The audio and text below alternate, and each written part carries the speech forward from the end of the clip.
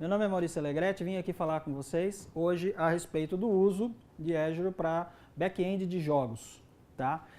É até muito bacana, eu agradeço inclusive o convite, é muito legal a gente ver realmente agora esse assunto, jogos digitais, games, dentro de cada vez mais conteúdos técnicos realmente da Microsoft. Isso é muito, muito bacana, uma grande conquista de todo mundo que sempre foi apaixonado por jogos, tá? Falando um pouquinho antes de mim, até para poder contextualizar aqui a palestra, tá? Eu sou cofundador e hoje também diretor de tecnologia de uma empresa que basicamente desenvolve jogos digitais, tá? A gente também desenvolve um pouquinho de aplicativo, mas não é muito o nosso core. A gente até brinca que a gente gosta de fazer aplicativo quando na verdade ele é um jogo, né? A gente faz ali uma gamificação do aplicativo, faz ele de uma forma bem mais lúdica, faz ele mais uma parte de entretenimento. A gente praticamente hoje só trabalha com jogos digitais. É literalmente para mim uma realização de um sonho de criança. Tá? Eu também sou editor de uma iniciativa chamada BR Jogos, vou falar um pouco mais para frente sobre isso com vocês, que até aproveitando para perguntar, quem aqui já desenvolveu um jogo? Fernando, boa. Quem aqui gostaria de desenvolver jogos? Boa. Aí todo mundo levantando mão, pé e todo mundo pulando, né? Legal. E o BR Jogos ele é uma iniciativa justamente para ajudar a potencializar a divulgação que os jogos de vocês tenham e também para divulgar conteúdo técnico, divulgar as comunidades, enfim, dar um pouco mais de visibilidade para quem trabalha com jogos no Brasil de uma forma aí, mais pela ideologia do que pela grana, é uma iniciativa totalmente sem fins lucrativos, tá? Também dentro dessa parte de iniciativas sem fins lucrativos, eu fui um dos fundadores, hoje eu sou o chair do capítulo local de Sorocaba do IGDA. O IGDA, para quem não conhece, é a Associação Internacional de Desenvolvedores de Jogos. Então, quem se associa à IGDA está exatamente na mesma associação que um Hideo Kojima, enfim, do que todo mundo aí dos tops da indústria. É a associação que hoje organiza os maiores eventos da indústria, a GDC, nos Estados Unidos e tudo mais. E ela é muito bacana porque ela é uma associação que se organiza em capítulos e, na verdade, um dos grandes desafios, inclusive, da IGDA é convencer as pessoas a se associarem, porque ela é extremamente aberta. Para quem é de Sorocaba, quiser participar das reuniões do IGDA Sorocaba, é só chegar na reunião, ela é portas abertas para todo mundo. Apesar do nome Associação Internacional de Desenvolvedores de Jogos, pode ser estudante, hobbyista, interessado pelo assunto, é só chegar realmente nas reuniões e nos grupos e participar. Tá? Também sou MVP de Microsoft Kinect for Windows, depois de 4 anos como MVP de Xbox. Tá? Então, assim, isso demonstra acho que um pouquinho aí a paixão que eu sempre tive por jogos, né? Desde 2009, na verdade, como MVP de Xbox, e desde 2005 participando da comunidade de Xbox brasileira a partir do portal Xbox, que foi um dos sites, é um dos sites do quais eu fui um dos fundadores. Tá? Mas, obviamente, não vim aqui falar de mim, senão a palestra seria Maurício Alegretti se apresenta, né? Aí sim vocês iam dar uma boa tarde, boa tarde, né? Mas eu vim aqui falar para vocês como que é fazer jogos hoje. Só que antes, eu acho que é bacana a gente voltar um pouquinho no passado e vendo pela cara de vocês, talvez eu tenha pouco eco aqui quando eu pergunte se alguém tentou fazer jogos nos anos 80. Alguém tentou fazer nos anos 80? Nos 90 talvez alguém, né? Mas nos 80 era uma coisa completamente inconcebível, por assim dizer, fazer jogos no Brasil, tá? Mas já existia um mercado que hoje a gente está vivendo uma época, por exemplo, agora, BGS, né, de bastante atenção, por assim dizer, para o jogo digital, para os games. Naquela época já havia uma atenção, né? Então, poxa, você tinha ali anúncio do Atari já em grandes revistas, você tinha grandes personalidades aí, o Didi, né? O Didi com o jogo do Odyssey ali, da Mini Encantada. Até o Pelé foi garoto propaganda de jogos de Atari, né? Foi garoto propaganda aí do Pelé's Soccer, né? Então, na época, o maior personalidade do esporte, né? E muita gente, eu incluso, né, tinha vontade de fazer jogo nos anos 80. Ainda bem que a gente nunca teve um jogo do Menudo, senão ia ser um negócio mínimo estranho aí, né? Os anos 80 teve muita coisa boa, mas também teve muita coisa esquisita, tá?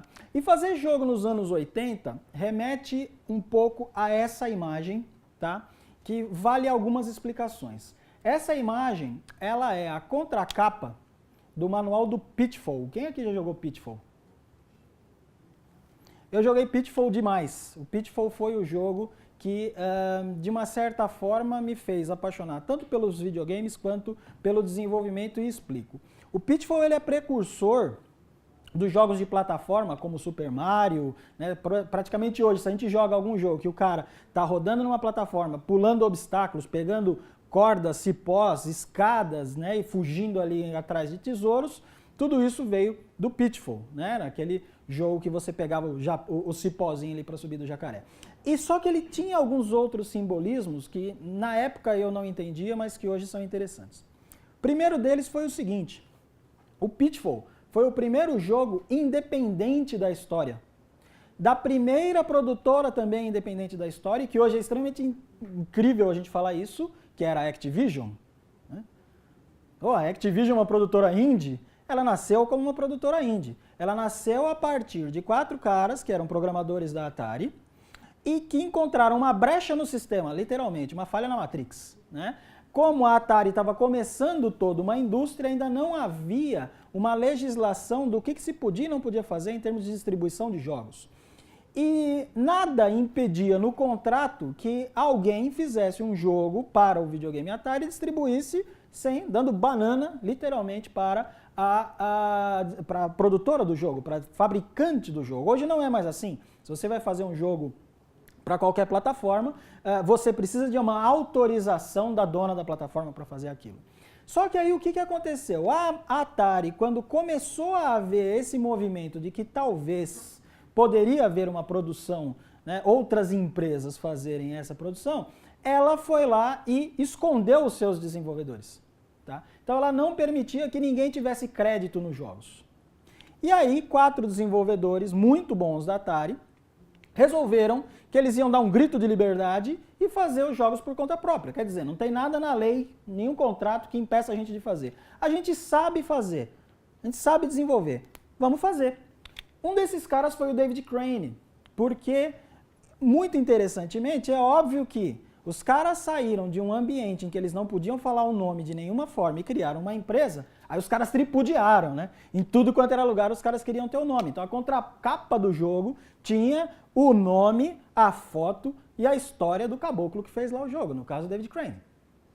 E aí, eu depois de muito encher o saco do meu pai, eu vim de uma família que era razoavelmente humilde, mas eu era, assim, fissurado pelo negócio. Depois de um ano enchendo o saco do meu pai, em 86 meu pai me deu um Atari. Na época era comum o videogame vir com um cartucho, e no meu veio o Pitfall, né? É óbvio que um mês depois eu já tinha enjoado do Pitfall, cheguei pro meu pai e falei: pai, e aí, vamos comprar um outro cartucho? Você tá maluco, né? Já te comprei esse videogame, esse negócio que vai estragar a televisão, né? Porque na época o videogame estraga a televisão, né? Contente-se com esse jogo. E aí eu fiquei um ano jogando só Pitfall. Pode decorar Pitfall literalmente para os dois lados, né? Porque Pitfall você podia ir para a direita, você podia ir para a esquerda, eram 2 caminhos diferentes. Então era literalmente de cabo a rabo, e o jogo eram 255 telas que eram cíclicas. Só que aí o que aconteceu? Eu fiquei então um ano jogando esse jogo e vendo esse manual e lendo a história do cara, e o cara falando que ele era muito bom, que ele tinha feito o jogo sozinho. Falei: é isso que eu quero fazer. É isso que eu quero fazer. Poxa, não quero fazer mais nada da vida. Quero ser o David Crane. Tudo bem que querer ser o David Crane hoje já não é mais tanto glamour assim, né? Eles vieram de uma época muito mais em que a indústria era paixão do que negócio, e eles saíram, logo depois eles saíram da Activision. Hoje nenhum dos 4 está mais, dos 4 originais está de fato na Activision como empresa hoje. Hoje o David Crane, ele se dedica a jogos educacionais. Só que o que era interessante nisso? Esses caras realmente podiam falar que eram donos e pais de um jogo. Porque nos anos 80, meu amigo, os caras eram heróis. Porque, primeiro, os caras faziam esses jogos em assembly. Assembly de Motorola 6502, sem que o dispositivo, né, o videogame nada mais é do que um computador, tivesse nenhum tipo de processamento de vídeo. Então, para quem já tentou fazer jogos hoje, sabe que existe uma série de facilidades que, no mínimo, você carrega um sprite, define uma posição de tela e coloca ele lá. Se você usa uma engine, a engine pode animar para você, pode te dar uma série de outras facilidades, mas no mais básico que você tem de qualquer toolkit, você fala: olha, GPU, coloque para mim esse sprite nesta posição e boa. Tá? Não era assim. Com o Atari você tinha que controlar linha por linha o que iria ser desenhado naqueles pixels daquelas linhas, porque você controlava o canhão da televisão, os scanlines, né, que muita gente aí já deve ter ouvido falar. Então os caras faziam isso no braço, tendo 4K de memória.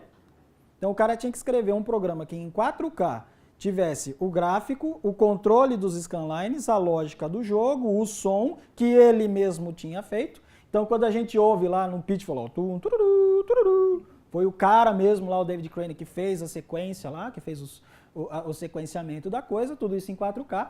Às vezes dava certo, às vezes não. Esse trecho de código-fonte aqui é do ET, que é considerado uma das maiores falhas da história, né? Havia uma coisa que por muito tempo, inclusive, a gente considerava que aquilo era lenda urbana, né? Que o ET foi um fracasso tão grande que eles teriam enterrado dezenas de milhares de cópias do cartucho no deserto de Nevada. Tá? Por muito tempo se pensou que isso fosse lenda urbana e esse ano a Microsoft, junto com a IGN, que está até ali na marca d'água, promoveu, foi até transmitido no Xbox Live, o desenterro dos cartuchos do ET. E aí aquilo que não valia nada provavelmente hoje deve estar valendo bastante. Acho que no eBay, se você comprar um dos cartuchos aí que foi desenterrado, deve estar valendo bastante. Tá? Só que tudo isso, então, de novo, gente, para reforçar, era trabalho de um homem só. E com um outro pensamento. Quando a gente analisa, por exemplo, Pac-Man, que foi um dos grandes precursores, um dos maiores sucessos da história do arcade. Até hoje a gente joga Pac-Man. Até hoje é um jogo popular e foi o Street Fighter da época para o arcade. E foi também o Angry Birds da época para os primeiros consoles. Tá? Só que quando a gente pega um jogo como Pac-Man, com toda a genialidade de jogabilidade e tudo mais que ele tem, eram outros tempos e era possível um cara fazer sozinho, por quê? Primeiro, para usar termos atuais, que provavelmente na época eles nem pensavam com esses termos, mas a monetização era local. Você pegava um Pac-Man de fliperama, você pegava aquela ficha, que na verdade deveria ter sido o troco do pão dos seus pais, né? Mas que você passava no fliperama e pegava aquele troquinho ali, jogava uma fichinha de Street Fighter ou de Pac-Man, tá? Colocava, aperte Start, beleza, monetização local, uma parte das fichas ficava para o dono do arcade, do bar e estava tudo certo, tá? O multiplayer também era local, isso quando tinha, né? Para quem jogou Street Fighter, quem nunca recusou aquele pode tirar um contra aí? Você já tinha visto o moleque jogar antes e sabia que você ia perder a ficha e falar, nem a pau, sai daí. Né? Então o multiplayer era local quando tinha, né? O multiplayer de videogame foi começar a existir de forma remota bem depois, no fliperama lá com os jogos de corrida e depois arranhando um pouco aí a superfície com Lan House e tudo mais, com Doom bem mais lá na frente. Tá? E os rankings também eram locais.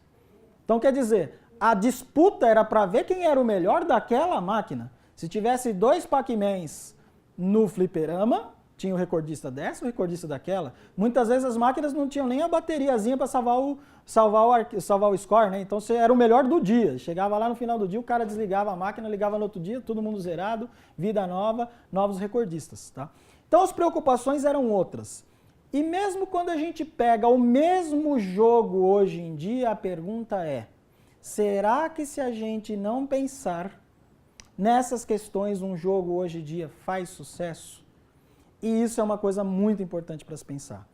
Se a gente for pegar aqui um exemplo do Pac-Man Championship Edition, que nem é a última edição do Pac-Man, depois saiu uma DX para iPad e tudo mais, é o mesmo jogo na sua essência. A jogabilidade e o game design é relativamente o mesmo. Porém, hoje ele já tem single player, e essa é a versão que não foi, peguei um screenshot aqui que não é unlocked, mas se for a versão comprada da Live Arcade, né, você tem multiplayer online, você pode ter até 4 pessoas jogando no mesmo playfield ali de Pac-Man. Você tem leaderboard online por dia, por região, por amigos, por modo de jogo, por mapa. Você tem o unlock full game, quer dizer, a monetização deixou de ser local. A pessoa compra esse jogo muitas vezes em um dispositivo para jogar em outro, e sei lá em qual região e qual forma de pagamento que esse cara vai ter, com basicamente a mesma essência de jogo. O ponto aqui é, o que a gente fazia ali sozinho, com uma certa relativa eficiência e facilidade nos anos 80, hoje você precisa de uma equipe. Aqui é um exemplo até da Smile, foi uma foto na época que a gente ainda acreditava que o Brasil poderia ser campeão do mundo, né? Até tem algumas pessoas que não estão nessa foto, alguns estão ali com camisa do Brasil, foi tirada num dia do Jogo do Brasil, inclusive. E algumas pessoas não estão aqui, hoje a gente está com 22 colaboradores, e cada um que cuida de uma das partes desse gigante quebra-cabeça que hoje é fazer um jogo. Qual é o melhor texto para você colocar na Store para que as pessoas olhem o seu jogo e baixem? Qual que é a melhor forma de monetização para fazer com que brasileiros que não gostam de pagar por jogos e itens em jogos, isso é cultural nosso, a gente vai no final de semana, pode ser que a gente saia daqui, vá para um happy hour, tomara inclusive, tome uma cerveja e pague R$8 na cerveja e tudo bem. E se eu pedir para cada um de vocês, falar, olha, eu estou vendendo um item do jogo a R$1, a maioria dos brasileiros vai falar, nossa, que desenvolvedor mercenário. Porque isso não é uma crítica aos brasileiros, é uma constatação de como que a gente interage com microtransações. O brasileiro ele tem essa dificuldade da microtransação. Se você vender um cartão pré-pago de R$100 no supermercado, que não tem nada a ver com o jogo online, o cara compra. Se você vende uma microtransação de R$1, é difícil da pessoa comprar. Então tem pessoas que ficam pensando só essa questão da monetização. A gente já fez hoje 22 jogos, aqui tem alguns dos jogos que a gente tem, né? Aqui um exemplinho de alguns dos jogos, 12 jogos, tá? Só que, de novo, não vim aqui para fazer propaganda da Smile, mas eu vim aqui para a gente falar, cortar um pouco um desses jogos e ver aonde que o Azure e onde que as nossas estratégias de back-end se encaixam, tá? E aí algumas dicas para vocês. Então eu vou pegar um dos jogos, que é até um dos mais simples, no sentido jogabilidade, que é o Smite Challenge, para a gente fazer esse corte. Tá? O Smite Challenge, explicando para vocês de forma muito rápida, quem já jogou Song Pop? Song Pop é um jogo de desafios em que você desafia os seus amigos das suas redes sociais a ver quem adivinha mais rápido um determinado trecho de música. O Smite Challenge foi um jogo que a gente fez com basicamente a mesma dinâmica, só que a gente substituiu música por imagem. Então vem uma imagem desfocada, aquela coisa bem desafio do Gugu lá, né? Todo programa de domingo, o Gugu, Faustão, todo mundo tem isso, vem aquela imagem, quem é essa pessoa? E aí quem adivinha mais rápido, são 25 categorias, se não me engano, diferentes de imagens. Ok. O jogo em si é um jogo simples, é um quiz. Não tem, assim, assumidamente, como jogabilidade não tem nada demais.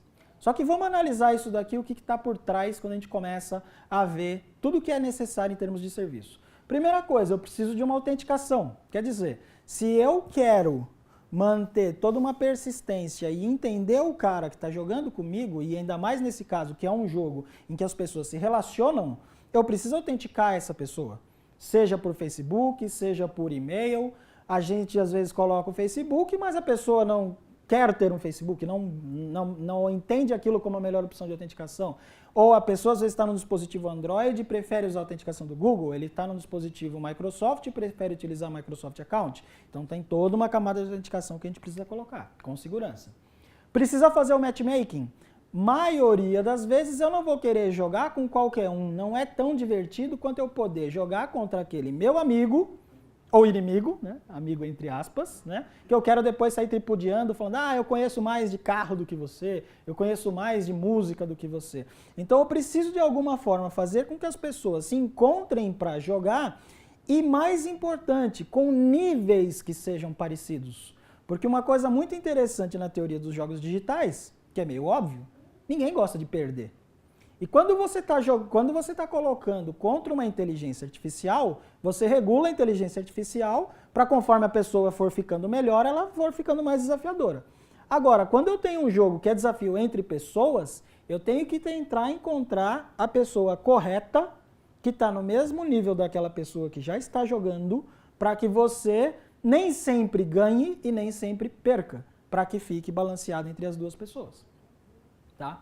Preciso ter muitas vezes a própria lógica do jogo. No caso, por exemplo, do Smite Challenge, até por questão de segurança, os pontos, quem ganhou e quem perdeu a rodada, não é determinado no cliente, não é determinado no dispositivo. Isso é código que roda no servidor. Então, eu arrisco dizer que um jogo como o Smite Challenge, que é um jogo de turno, mais de 50% do código está no servidor. O cliente literalmente é isso, é um cliente mesmo dessa lógica de jogo.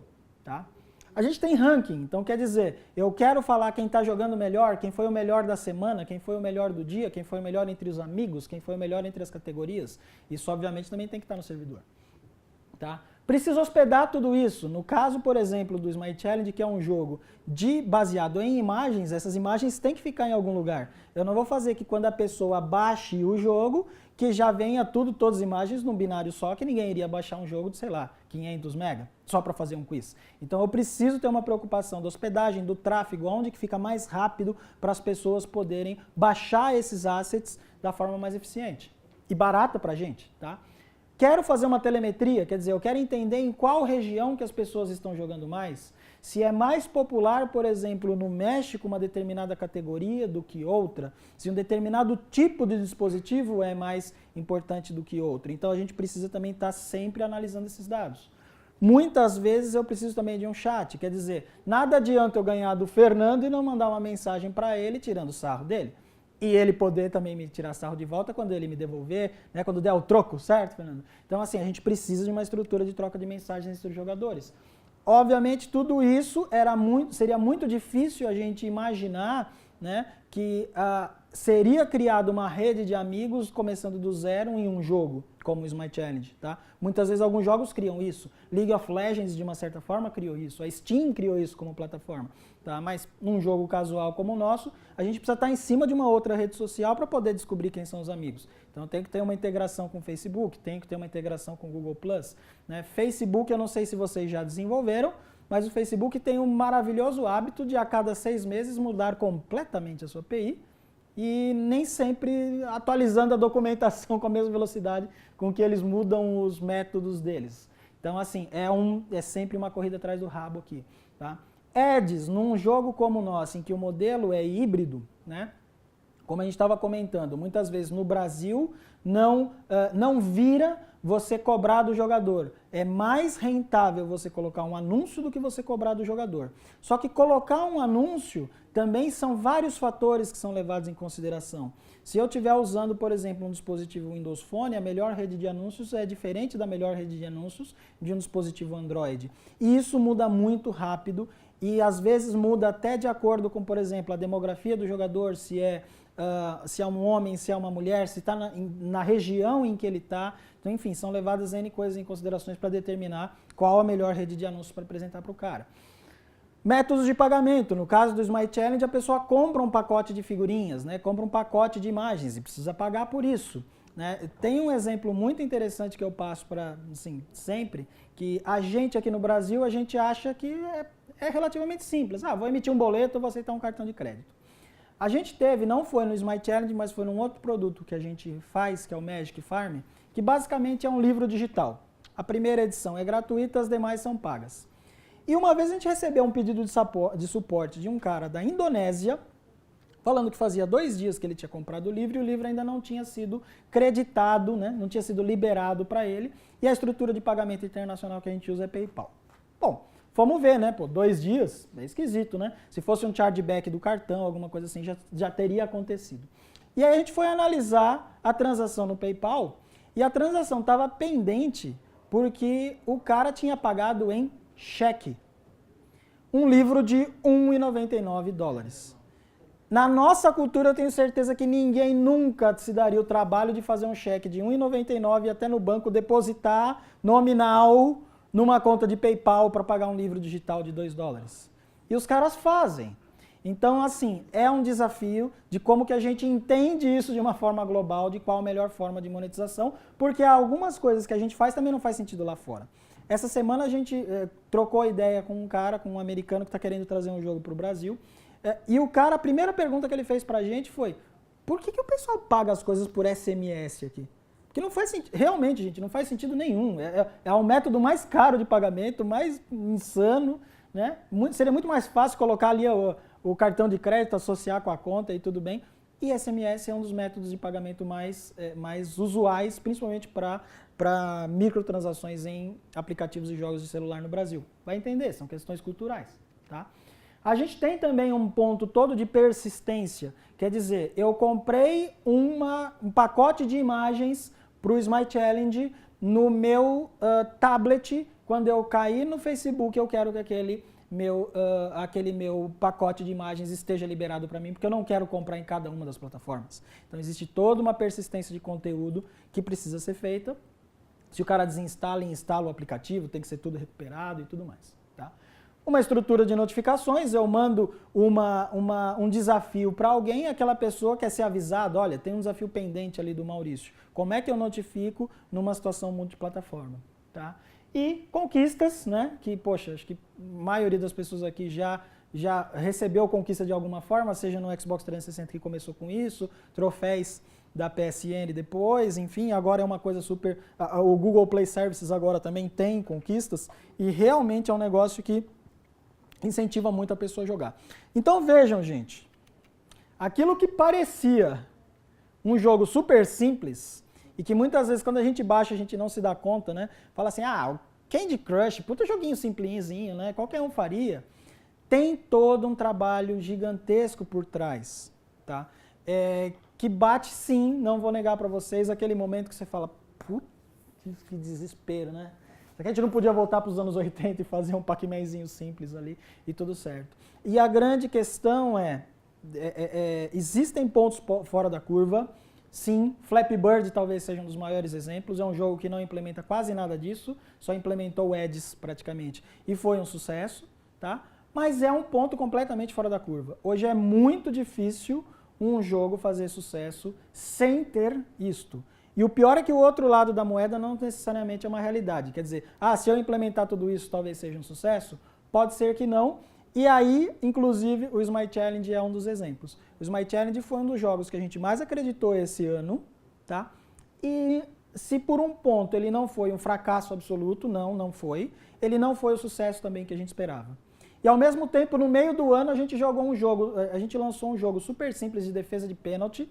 Tudo bem que foi um jogo de defesa de pênalti durante a Copa, e essa Copa teve muitos pênaltis, então assim, acho que foi uma coincidência muito feliz, né? Cada vez que uma quarta de final ia para a Copa, a gente ia para o pênalti, a gente comemorava, né? Era uma coisa linda. Ele tinha também muitas dessas questões, mas ele era um jogo muito mais simples e deu muito mais certo. Isso é uma das coisas mais interessantes da indústria de jogos, é que a indústria de jogos ela não tem receita e muitas vezes ela não tem lógica. Às vezes um jogo que você acredita demais, ele não vai para frente, e às vezes um jogo que você nem dá tanta atenção, ele estoura, explode e acaba virando um sucesso absoluto. Tem muito do boca a boca, tem muito de cair na graça da galera, tá? Bom, eu espero com esse slide não ter desanimado um pouco vocês, porque por um lado eu pintei um cenário, mas aí eu vou pintar um cenário um pouquinho melhor para vocês daqui para frente, tá? Bom, tudo isso colocado deu para perceber então que tem uma estrutura grande nos jogos atuais que depende de servidor, tá? E aí a primeira tentação para todo mundo é colocar no servidor debaixo da mesa, né? Eu, antes de ir para a indústria de jogos, eu trabalhei na indústria financeira e um dos maiores sustos que eu tive foi, obviamente não vou contar o nome do banco, e eu fui fazer uma análise de um sistema que eles estavam rodando e estava rodando debaixo da mesa, num desktop debaixo da mesa do desenvolvedor, um sistema de missão crítica. Então assim, putz, que absurdo. Para jogo, eu sei que algum de vocês aqui desenvolve jogos profissionalmente, está na indústria de jogos, numa empresa de jogos? Tá. Para quem não está, e não é problema nenhum isso, tá, gente? Porque eu também cansei de fazer isso. Existe sim essa tentação muito grande de, vou fazer o meu jogo rapidinho, vou colocar ele no ar, sobe aqui o meu servidorzinho, coloco um IP fixo, eu tenho um VPS não sei aonde, vou colocar ali, vou hospedar lá e tá tudo certo. Só que a indústria de jogos, gente, tem talvez o maior caso de aplicação da escalabilidade. Por quê? Porque ela é imprevisível, da forma como a gente estava conversando antes. E a coisa mais triste do mundo é quando o sucesso do seu jogo determina o fracasso. E isso acontece, gente, mais vezes do que a gente imagina. Principalmente aqui no Brasil. Jogos excelentes que quando subiram e começaram a cair na boca do povo, o desenvolvedor não tinha se preparado para uma arquitetura escalável. Não precisa ser uma arquitetura gigantesca. Eu não estou falando para vocês, nossa, vamos construir um netbanking para suportar um jogo. Mas pelo menos uma arquitetura que possa crescer rapidamente. Porque vamos dar o exemplo também do Flappy Bird. O Flappy Bird saiu do zero, de quando ele foi publicado, para 30 mil usuários concorrentes no primeiro dia. E pode ser o meu jogo, pode ser o jogo de vocês, pode ser que o jogo de vocês não chegue nesse ponto, mas enfim, é bom a gente estar preparado. Porque a indústria de jogos, pelo menos as de store, que eu acho que é a mais fácil da gente entrar, né? Não acredito que nem a gente e talvez nem vocês, daqui a um ano a gente vai estar vendo um jogo nosso publicado como caixinha no Xbox One e no PS4, né? Vamos ser realistas, né? A gente não vai fazer o próximo Call of Duty, então quer dizer, a gente vai entrar provavelmente na indústria dos jogos móveis, tá? E a indústria dos jogos móveis tem isso aqui, gente. Eu sei que talvez esteja um pouco ruim para vocês ler, mas ela tem o gigante martelo da análise do usuário. Que às vezes vem uma coisa linda, né? Recomendo, baixem, esse jogo é uma maravilha, adorei, parabéns criadores, e aí toda a equipe bate palmas, estoura a pipoca, mas às vezes ela tem aquilo, uma estrela, é uma... Quando tá nos dois extremos, às vezes a gente até entende. O duro é quando tá começando no meio, né? Divertido, mas muito mentiroso. Tá. Não sei se a pessoa gostou, não gostou, é divertido, mas deu 2 estrelas, mentiroso, não sei o que a gente mentiu para a pessoa, ok. 2 estrelas, ótimo, porém deixa a desejar. Começa a ficar um pouco mais difícil de decifrar. E aí vem isso que, gente, é muito comum. 1 estrela, baixando. Deve ser muito bom, então só dei 1 estrela. Isso é muito comum. O cara te dá 1 estrela, ou às vezes até 5 estrelas, aí tudo bem, aí até bom, né? Estou baixando, se for bom eu volto e dou o review de novo. Então não dá o review, não faz o review, tá? E aí vem aquelas coisas também, né? Parece bom se for dou mais, e aí aquelas que não dá para entender. 1 estrela, amei, muito bom, baixem também, recomendo Homem de Aço. Todas essas reviews são reais de um jogo nosso de futebol de botão. Então, assim, o coitado do nosso cara de marketing que tem que ver essa última, né? 1 estrela, amei, baixei. Baixem também o Homem de Aço, que não tem nada a ver com o jogo de futebol de botão, né? Enfim, é uma incógnita. Mas, claro que aqui são situações reais, todas elas são reais, juro para vocês. Tá? E com certeza, para quem já publicou o aplicativo ou o jogo na Store, já vivenciou muito essa loucura. Tá? Mas, se o jogo de vocês não tiver uma estrutura de servidor que escale e vocês começarem a tomar review ruim, é muito, mas muito difícil você recuperar de uma nota baixa na Store. E isso é triste. Às vezes você colocou 1 ano, 2 anos, 3 anos, uma vida no jogo, e por causa de 1 semana, por exemplo, que a sua escala de servidor não tiver aguentado, você vai começar a tomar review ruim. O review ruim, ele começa a puxar tudo para baixo, número de download começa a baixar. Se um cara começa a dar review ruim, todo mundo começa a dar review ruim, é um negócio muito interessante, né? Teoria mesmo de manada mesmo, todo mundo vai começar a dar review ruim.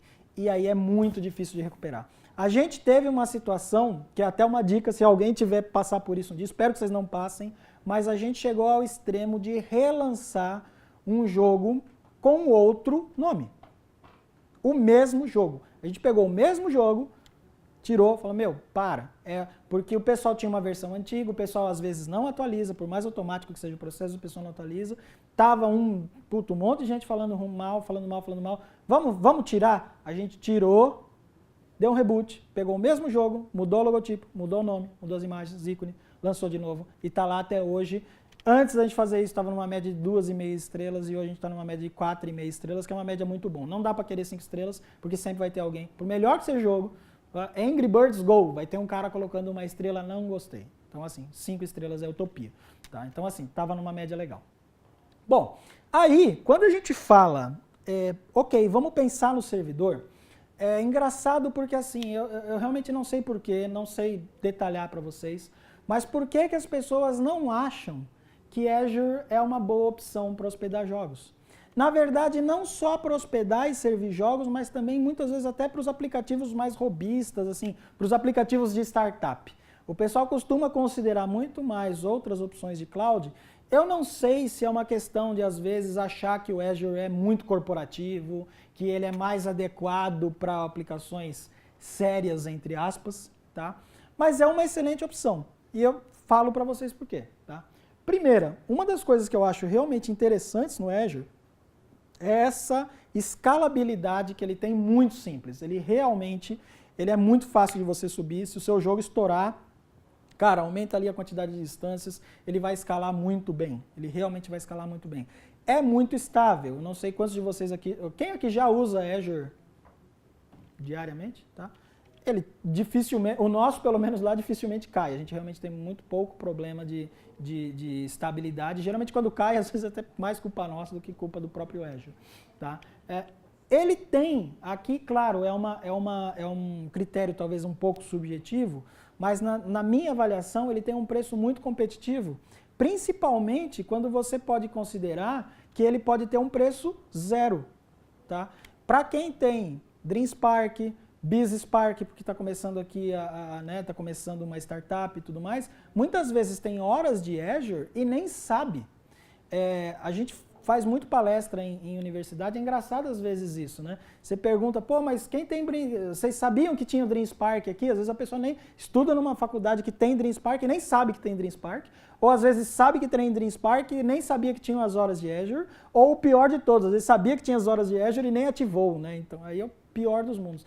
Então, eu tenho certeza que muitos de vocês aqui já têm o benefício de horas de Azure, poderia usar sem problema nenhum, e como maioria das vezes a gente faz jogos como um projeto paralelo, como um projeto de hobby, por que não colocar ali? E puxa, se o meu servidor não der conta, legal, é porque o seu jogo está fazendo sucesso, então você investir nisso, você já investe quando você já estiver realmente precisando escalar. Tá? Ele tem o CDN global, isso é bem bacana, agora a gente tem o data center aqui no Brasil, isso dependendo do estilo do jogo faz toda a diferença. Nos nossos a gente sempre optou por hospedar no West, tá? Porque a maioria dos nossos jogos são assíncronos, né? Até agora a gente ainda não lançou um multiplayer de fato online, um multiplayer síncrono. Quando tiver um síncrono e que aí a latência começar a realmente ser um ponto de atenção maior para a gente, provavelmente a gente vai ter um servidorzinho aqui no Data Center Brasil, mas por enquanto para a gente a West está ocupando, tá fazendo legal, tá? E aí uma das coisas legais também que eu acho é a flexibilidade que você tem de conseguir desenhar a sua solução da forma como você ficar mais confortável. Aqui eu vou falar um pouco, mais para frente eu vou falar um pouco mais sobre isso, mas você pode, tanto se você quiser, puxa, eu quero rodar uma coisa customizada minha, ou é um jogo que eu fiz e que eu já utilizo um servidor de mercado, posso colocar isso numa VM sem maiores problemas. Eu quero só um ranking, cara, faz um mobile services lá e tá tudo certo, coloca ali num table no storage e vai estar rodando bonitinho, tá? E aí, tem um caso, que eu acho que é um dos casos de maiores sucessos nesse contexto, que é o caso do Infinity Challenge. Alguém aqui já tinha ouvido falar do Infinity Challenge? Aqui no Brasil não é muito conhecido e por isso que eu acho que é legal, é um caso legal realmente para se notar. Tá? Logo quando saiu o Halo 4, que já é um jogo extremamente jogado, né? Quando você entra ali no mapa de multiplayer, que ele abre aquele globo com todos os, né, tudo pintadinho, as luzes acesas onde as pessoas estão jogando, quando lança um novo Halo, você vê que, cara, o globo fica inteiro aceso, né? Um negócio absurdo. Países, então, né, Europa, Estados Unidos, fica aquela coisa até bonita de se ver. Tá?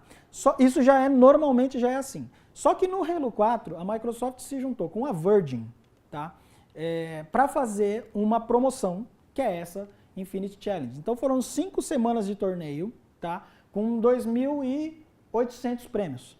Então assim, se o pessoal já jogava muito sem ter o incentivo do prêmio, imagina os caras jogando com prêmio, tá? Foi realmente uma coisa massiva. E aí gerou-se um desafio, que foi toda a administração do concurso, do torneio, era realizada pela Virgin.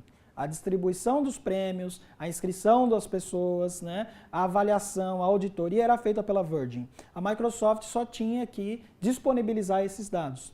E aí foi feita uma estrutura extremamente interessante, tá, de BI, de realmente assim, um dos grandes casos de Big Data que se tem hoje notícia, tá, no qual se pegou uma implementação baseada em HD Insight, tá, que é uma implementação de Hadoop para Azure, puxando esses dados de Halo. Para quem já jogou Halo, é um negócio meio insano, porque Halo, assim, se terminou a partida, se você for no site, né, no antigo site da Bungie, agora no site da 343, você vê quantas pessoas te mataram, em qual ponto do mapa, quantas vezes você morreu, para qual arma, enfim, por uma base histórica gigante. Então, realmente é uma quantidade brutal de dados que é gerada em cada partida de Halo. Né? E a gente multiplica e eleva isso a quantidade de pessoas, fica um negócio gigantesco. Então, todos esses dados eles eram puxados através dessa implementação baseada em HD Insight, tá? Que olha que interessante, era disponibilizada para Virgin em um site no SharePoint que fazia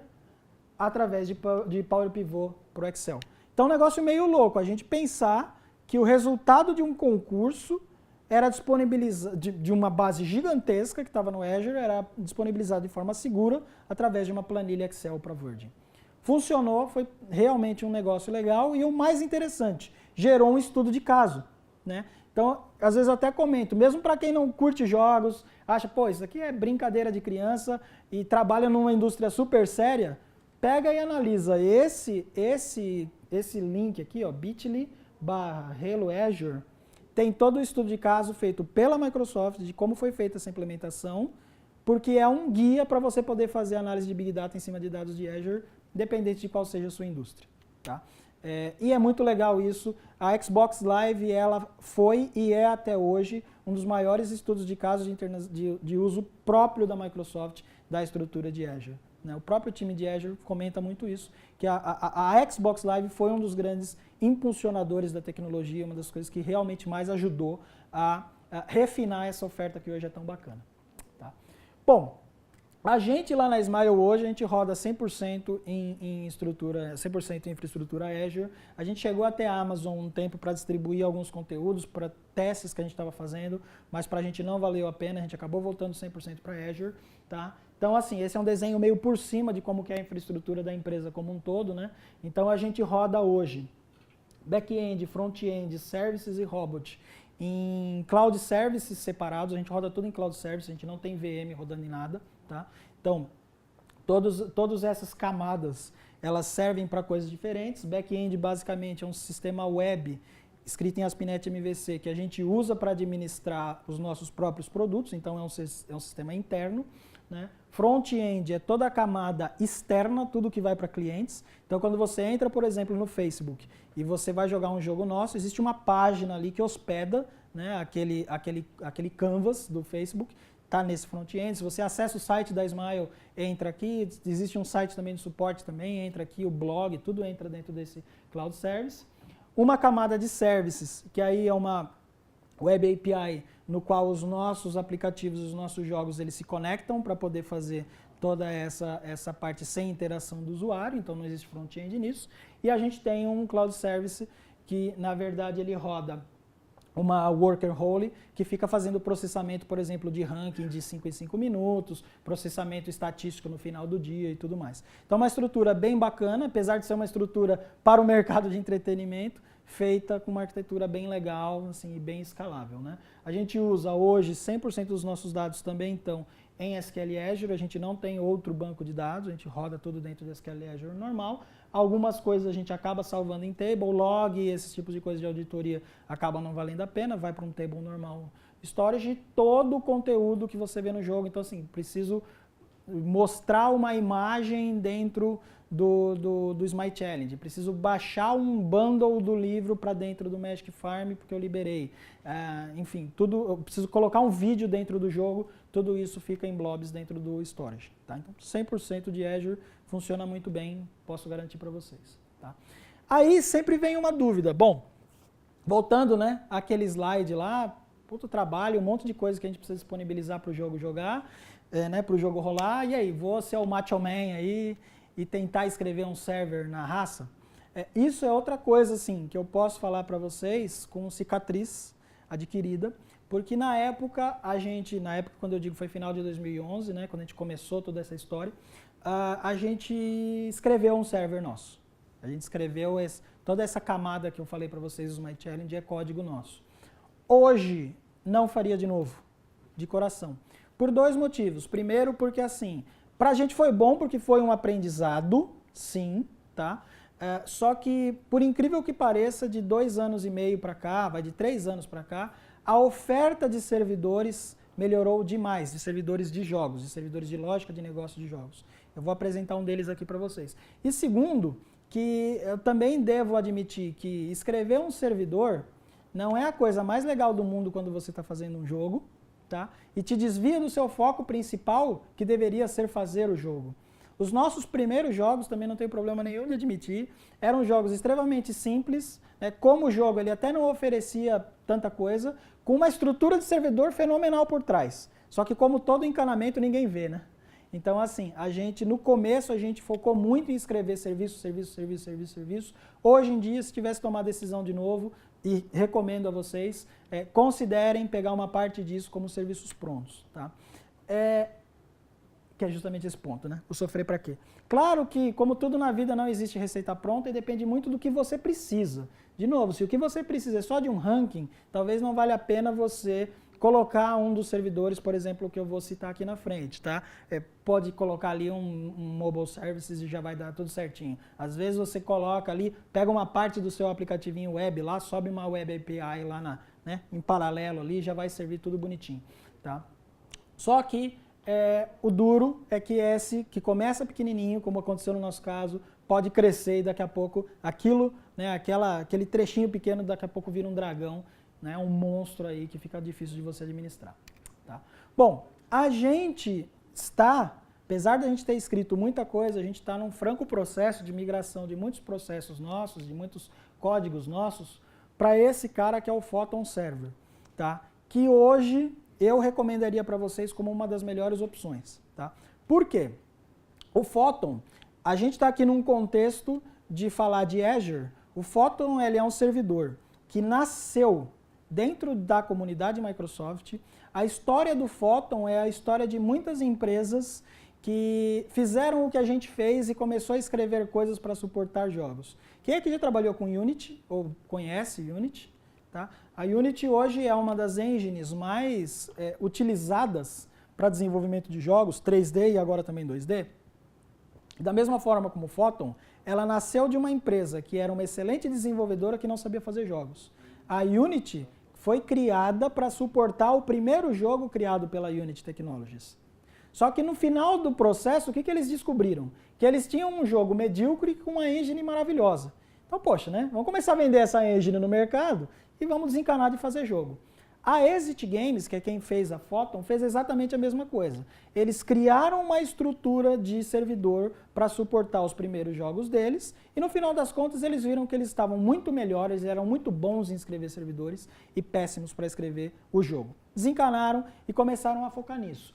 E o que é interessante, como ela nasceu em tecnologia Microsoft, hoje ela roda muito bem no Azure. Realmente roda muito bem. É inclusive, na verdade, a plataforma recomendada pela Exit para você poder rodar Photon. Tá? E o que é interessante? Você tem duas formas de rodar um Photon Server. Tá? Você pode baixar o binário dele, e uma boa parte do binário dele também tem fonte aberto. Né? A arquitetura dele, ele tem um core escrito em C++ para ser mais rápido, que eles não abrem o código, só que toda a lógica do servidor é escrita em C# com código fonte aberto. Então você pode expandir o quanto você quiser, retirar, fazer um override em qualquer objeto ali, não tem problema nenhum. Tá? E você pode tanto baixar esse binário e executar em qualquer máquina. Então, enquanto você está desenvolvendo, não precisa subir um servidor. Você pode, instala, eu tenho inclusive uma instância dele rodando aqui na minha máquina, ele vai abrir ali numa porta, você indica o cliente para rodar naquele servidor e boa. Quando você quiser fazer o deploy para produção, você pode subir isso numa VM, óbvio, você sobe ali uma VMzinha, sobe ele só com cuidado de abrir ali, liberar os endpoints no firewall, tá? Ou ele tem um projeto chamado Pasque, tá? Que o que ele faz? Ele é um projeto de Visual Studio já inteirinho configurado em que você praticamente só muda o seu endereço da sua credencial, da sua conta, e ele cria uma worker role para você do zero, limpinha, só com o Photon já configurado, com todos os endpoints abertos, já preparando para load balancing. Então, se você quiser, você só configura, ele realmente é um next, finish. Fala, eu quero 5 instâncias. Então, ele já abre as 5 instâncias e já coloca todo o load balancing, já cria os IPs virtuais, tudo bonitinho para a gente. Tá? Ele hoje, ele tem clientes para todas essas plataformas que estão aqui embaixo. Então ele tem cliente para Unity, ele tem cliente para você rodar em Objective-C direto da Apple, ele tem, se você quiser rodar em Flash como cliente dele, Windows Store App, Windows Phone 8 roda de boa, Android, enfim, praticamente tudo que tem, ele tem um cliente hoje. E o que é interessante também, até sem CCU, CCU é a medida de usuários conectados simultâneos, né? É Concurrent Connected Users. Então, em até 100 usuários simultâneos no seu servidor, ele é gratuito. Cara, 100 usuários simultâneos é usuário pra caramba. É usuário pra caramba. Se o seu jogo estiver passando de 100 usuários simultâneos, com certeza você já está monetizando ali um pouquinho, e mesmo assim a licença dele não é cara. Tá? Ele é totalmente customizável e hoje ele é um servidor mais utilizado no mundo. Mesmo sendo assim, como eu disse, o mais recomendado para Azure não é aquela coisa, porque estamos numa palestra de Azure, então vamos recomendar esse. Não, ele é o servidor mais usado do mundo, mais de 62 mil desenvolvedoras no mundo utilizam Photon hoje. Tá? Então assim, não vai estar em má companhia. Para quem se interessar, para quem usa Unity, tem 2 exemplos, vocês acham no próprio site deles, né? Que o bit.ly/Photon Azure já vai direto para o PASC. Mas se vocês entrarem em exitgames.com, é o site também do Photon Server, a central. Tem 2 samples prontos para você fazer um FPS e um MMO. O FPS, basicamente, você baixa esse sample na Unity, você instala o Photon Server, coloca ele para rodar e ele vai até 32 jogadores simultâneos num FPSzinho, um Counter-Strikezinho like, com feio, porque não era o foco, os modelos deles são bem, não chega a ser horroroso, assim, são modelos bem ultrapassados, por assim dizer, mas a ideia é mostrar o servidor, com tudo pronto, com matchmaking, sala, ranking e tudo mais, eu vou falar um pouco sobre isso na frente. E se você quer fazer, quero fazer um World of Warcraft, tem um sample de MMO, que ele baixa um mundo com personagens em terceira pessoa, já com toda a interação, para você poder mandar mensagem, para poder aparecer o balãozinho em cima do jogador, pronto em Unity. Se você quiser, você não suja a mão com uma linha de código do lado do servidor. O que é o bacana disso? Então, quando a gente pega aquele nosso cenário de caos lá, né, que a gente tinha pintado, o Photon sozinho, ele já leva quase metade, tá, com ele. Então, ele já tem o sistema de conquistas dele integrado com as conquistas das redes sociais e dos devices. Então, você desbloqueia a conquista no Photon, ele já desbloqueia no Google Play Services, por exemplo. Ele já tem autenticação integrada e que você pode expandir. Então, por exemplo, no nosso caso lá, a gente começou a utilizar Photon agora e a gente tem um sistema de autenticação nosso chamado Smile ID. Então, o que a gente fez? A gente expandiu, como ele está completamente bem documentadas as interfaces dele, a gente implementou algumas interfaces de autenticação para o usuário que vai se autenticar aí em cima do nosso banco de dados. Tá? Matchmaking ele já faz, lógica de jogo, ranking e chat. Sozinho ele já levou metade do trabalho embora. Os outros, existem opções, se você quiser fazer 100% da sua camada de serviço sem precisar fazer código seu, hoje existem opções. Então se a gente pega, por exemplo, camada de notificação, existe um serviço gratuito excelente chamado Urban Airship. Se vocês quiserem depois também eu até mando, vou disponibilizar aqui na Azure Summit, no site, tá? O Urban Airship é um serviço gratuito, tem uma quantidade de notificações também bem generosa, que também faz esse cross-platform para você poder mandar notificação independente de qual seja o tipo de device. Se você precisa persistir, o Playheaven, ele é quase como se fosse um storage de saves. Então você consegue pegar todo o seu encapsulamento de save, joga ele para a nuvem do Playheaven. Quando você precisar, pode ser até em outro dispositivo, você baixa e você reidrata esse save que você tinha na nuvem no Playheaven para baixo. Pagamento e ads, por isso que ela está no meio dos dois. Existem várias, existe inclusive uma muito boa que não está no slide, mas que assim, a gente está começando a falar bastante com eles, que é a Fortumo, que é uma empresa global de pagamentos. A Tapjoy é uma das melhores opções, então assim, por exemplo, eu quero que o cara pague com SMS no Brasil. Cara, se você não tiver um provedor de pagamento, você está arranjado, desculpa, é realmente muito ruim de negociar com as operadoras para a gente que é pequeno. A Tapjoy ela já faz isso em escala, depois ela fraciona SMS para todos os operadores, ela cobra lá um custo dela, um share de participação, mas beleza, como está no pagamento vale a pena. Tá? A parte de social, o Viximo trabalha muito bem, é uma plataforma também para você poder integrar com todas as redes sociais. A parte de chat, desculpa, chat está no Photon. Telemetria, a gente lá hoje está usando também bastante um terceiro que não está aqui, que é o Distimo. Não sei se vocês ouviram falar, de quando eu fiz o slide, você vê como as coisas mudam rápido. Esse slide tem acho que uns 3 meses, na época a GA e a NeoRelic eram as duas melhores, eu acho que hoje a Distimo está melhorando um pouco. O lado bom, você pode se cadastrar em todos, tá? Então, por exemplo, a Distimo tem uma coisa muito bacana, que você entra com a sua conta das stores, né? Você de uma certa forma se responsabiliza por estar cadastrando ali a sua senha, ok, mas o que ela faz, ela puxa os relatórios de todas as stores, então Store da Apple, Store do Android, Windows Phone, Windows Store, coloca tudo numa coisa só e te dá um relatório único. Então, se você coloca também, por exemplo, eu uso o Microsoft Edge SDK, você também coloca a conta do Microsoft Edge SDK e ele começa a cruzar as informações. Então, a quantidade de downloads que você teve contra a quantidade de anúncios que você apresentou e a quantidade de vendas que você fez, e coloca tudo numa coisa só. É realmente muito legal. E para hospedagem, para quem desenvolve principalmente em Unity e Flash, que são as duas opções que tem hoje, o Kongregate é uma excelente opção. O Kongregate ele hospeda jogos de graça.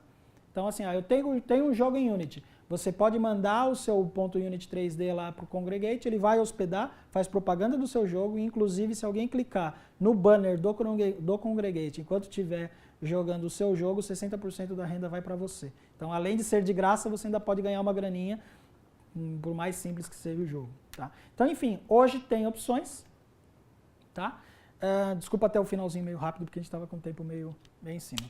Gente, antes de eu abrir para dúvidas, deixa eu só reforçar um pouco essa questão do BR Jogos. O BR Jogos, como eu disse, é um site que eu administro, que quem tiver projetos, quem tiver ou interesse de aprender ou interesse de demonstrar o que está fazendo, super portas abertas, manda lá para mim no meu e-mail, pode ser no 10maio mesmo, com o projeto que vocês estão fazendo, e eu ajudo a divulgar, a gente posta lá no BR Jogos, uma honra poder ajudar um pouco. Gente, dúvidas, questões? Fechou? Gente, obrigado então, meu e-mail está aberto, quem quiser conversar, valeu. Abração.